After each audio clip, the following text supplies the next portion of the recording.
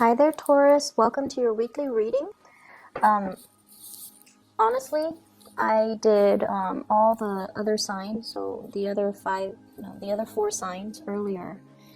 They've gotten really good readings in terms of the energy smoothing itself out. I don't see problematic issues when it comes to work and other people. For you, however, I feel like it's gonna be a little bit of a difficult week, okay? And you, upon hearing that, you could choose to, not listen if you want. I don't hold any grudges, but I feel like there's definitely some energies here we need to address. So while I was shuffling, I have an image for you. I see an award ceremony, okay? And I see you putting ribbons or plaques or handing out medals to a group of people. And I feel like you're looking at this person, you're like, you did a really good job, you're getting first place. And then to another person, you didn't do such a good job, so you need to improve. And then you kind of, tell them to go away. They didn't get a medal. And there's resentment. There's resentment I'm feeling coming into the picture. So if you have overlooked certain situations, overlooked certain people, I feel like they might come back with vengeance, okay? Not to scare you. I don't want to scare you, but I feel like you have to, I guess the word is, I mentioned for Aquarius, fixed signs don't like to fake things. But there is a way to be diplomatic without having to fake things. Fixed signs, if you don't like somebody, you don't want to talk to them. If you don't want to be around somebody, you're not going to be around them. If you don't want to attend a social function, you're not going to be there. Fixed signs are just very real when it comes to the things they will or will not do. So you, Aquarius, and the Scorpio, Leos are a little bit more lenient because Leo and Scorpios, if somebody they love is there and they don't want to be there and their loved ones drags them, they'll do it. But I feel like you and Aquarius, you guys don't care. And so if you feel like somebody's underperforming, you're not going to sit there and tell them, you did a really good job. You're not going to do that. But it's also important to, let them know. And you don't have to be that blunt, but you should tell them. If you're struggling with this, here's what you can do differently so that they feel acknowledged. Does that make sense? It's not so much about the getting the award or the medal. It's the fact that you're paying attention to what they're doing, you're seeing where they're struggling, and you're offering them an opportunity, or you're giving them guidance to improve. I feel like that's what they want, that validation, that acknowledgement, that you've been looking, that you're aware, that you're noticing. That's what they really want, okay? So, especially if you're dealing with younger people, that's what they really want. That's what they really need. So sometimes brutal honesty might not be the best option when you're dealing with people who are a little bit more sensitive. And this goes for adults as well. If someone feels like they're embarrassed in public, they're going to get very defensive. If someone feels like they've been passed over, they're going to get really defensive as well and angry. So we have to be a little bit more delicate when we're dealing with people, okay? I'm also seeing as well trouble on the work front. Somebody is like sleeping on their watch, okay? So it's like some of you might be like, can you help me take care of this? I have some things I need to attend to. And then the other person is like, okay, I'll take care of it. You can go off and do your thing. And then they are not there when they need to take care of it. So then you come back and everything is like a mess. And you're like, but I thought you said you would handle it. And then the other person's like, oh, I don't remember saying that. So I see something here.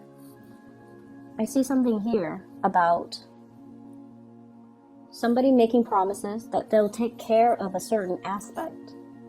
And then you turn around and it's not taken care of. It could be something as major as like You said you're going to get this project done. We have to submit it to our clients, or we have to submit it to my supervisor or the manager, and it's not done. Be very, very careful. We are headed into Mercury retrograde. It started on the 17th of November. So I feel like this is the energy that you're dealing with. It's not really hitting the other signs as much, but I feel like with you guys, the energy is very strong. Okay, so take care of things in a timely manner. If you are asking somebody to take over responsibilities, check on them. You know, not every minute, but casually stroll by and see how they're doing. You might realize that they've forgotten. And then I also feel like for those who are working on a self-employed basis or working on a commission scale, there's like a deal, a big deal that has gone through. Like you strike a deal with somebody, and you know they're going to be your client. They pay the money, and for whatever reason things are not delivered, and then they get upset, and then you know they rescind the deal, they rescind the contracts. And it's almost like somebody dropped the ball, somebody messed up, somebody dropped the ball, somebody couldn't deliver when they said they were going to deliver, or somebody slept on their watch, like they forgot. So just be careful about that. Honestly, if you want something done right, you do it yourself. Okay? If you want something done right, you need to do it yourself. Delegating might not be the best time this week because of the retrograde energy. And yeah, I just feel like people are not where they're supposed to be. It can be a little bit aggravating. Okay, so let me just step away from that energy and try to see what else is coming through as well. What I'm getting as well is I definitely feel like a love connection that you're trying to manifest, or you have been trying to manifest. And for whatever reason, I feel like it's very difficult to get off the ground. I feel like you have been waiting for it for some time. You're getting a little bit impatient as well. I also feel like you're dealing with somebody who's got a lot of things that they're juggling. Not people, they're juggling responsibilities, they're juggling things. They're very, very, very busy. And I'm getting somebody who's like, you know, snap, like, time is money. I need to get moving. I need to get out of here. And I need to, you know, get the ball rolling. So it's somebody who's like a busybody. They're not a cheater, or they're not unfaithful, or they're not dishonest in any way. But I feel like they're a little bit more on the impatient end. And I feel like they're waiting around for you. They're waiting for you to approach them. They're waiting for you to quicken up your pace to meet their level. They are waiting for you, pretty much. I feel like, let me see here. We have the Seven of Cups. This is electronic types of communication, online dating, social media, emails, text messages, where you're not physically right next to the other person. You can be if you choose to. So this is that energy where, you know, we are dropping the electronic communication and we're trying to appear right next to the other person. So I'm feeling like there is somebody in your life, when you communicate with them in writing, everything works out fine. But when you both are in person, you freeze up. You might freeze up, they might freeze up. And then the conversation becomes awkward. Like it's too much eye contact. And I honestly, I'm getting somebody who might be, you know, mildly autistic, where they're uncomfortable with looking at people's faces, or looking at people's facial expression. Or they could be highly, highly empathic. They feel everything very strongly, and it's just they're like immobilized with just the strong emotions, and they're not able to express themselves. So when it comes to communicating in a written way, in a written form, text messages, emails, it's fine. But when you're face to face with them, the conversation just never gets aligned properly between you and this person, and you're also trying to figure out why. So that I see is another source of frustration. I also have here a blast from the past, okay? This is somebody who has brought you a lot of joy. I feel like they have a good sense of humor. They're kind of eccentric and kind of quirky. They brought you a lot of joy. There's a naughtiness about them. They make you feel like a kid again for whatever reason. But then I also feel like they've also brought you a lot of sadness. I feel like they're coming back into the picture. And once again, electronic communication. You can choose to, just meet them in person if you choose to. You can definitely do so, and I feel like it might be good for you to do so. But you're very afraid, so you're definitely holding back your feelings. You're keeping somebody at arm's length because you're very afraid of them entering your inner sanctum and, exposing your emotions and digging up those emotions back up, reviving those emotions. So I feel like you're very afraid of that. And I feel like some of you are very much about, controlling relationships. You want to be the one in control. You want to be the one to tell the other person, you were really good today, so you get a hug. Or, you are really good today, so I'm going to give you my love and my affection. And we can't behave that way when we're dealing with other people. Okay, we can't impose conditions when it comes to love and relationships.